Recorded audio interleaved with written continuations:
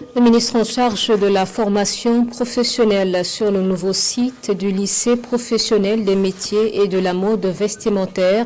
Le chantier dans le quartier Bénégo est réalisé à 50%.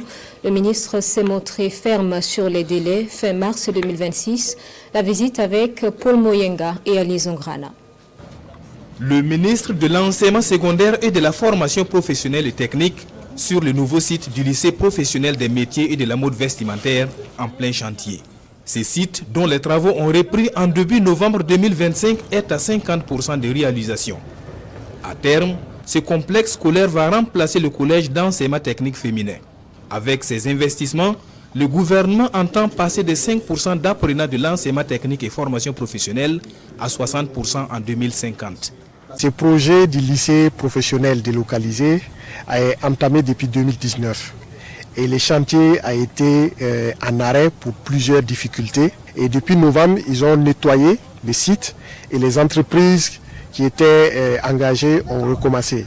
Ces entreprises ont maintenant 3 mois pour nous livrer ces infrastructures. Et fin mars, ces entreprises doivent terminer et fin avril, nous devons pouvoir faire la réception. Il faut que ces délais soient respectés. Le ministre Aboubakar Savadogo, tout en remerciant le maîtrise d'ouvrage pour les efforts consentis dans la reprise des travaux, se veut ferme quant au respect des délais.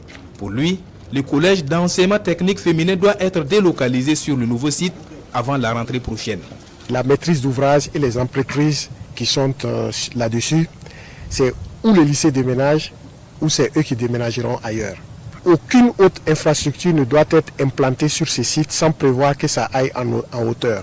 Nous avons des difficultés d'espace dans nos grandes villes pour avoir des infrastructures publiques. Il faut qu'on optimise l'utilisation de l'espace. À ces instructions du ministre, le maître d'ouvrage délégué rassure.